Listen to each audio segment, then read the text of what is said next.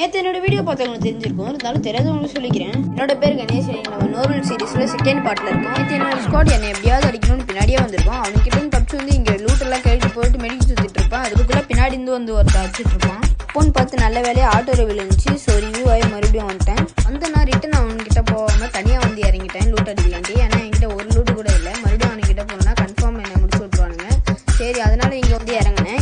எனக்கு அப்போ தெரியாது இங்கே தான் எனக்கு ஒரு தரமான ஐட்டம் காட்டுக்காரன் எனக்கு வச்சிருக்கானு. சரி, நம்ம உள்ளே போயிட்டு காயின் கவி பண்ணலான்னு பார்த்தா எனக்கு லேண்ட்மைன் கிடச்சிரும். லேண்ட்மைன்லாம் ஒரு ஐட்டமானு கேட்பீங்க. இது நோ ரூல்ஸ் மேட்ச்சு.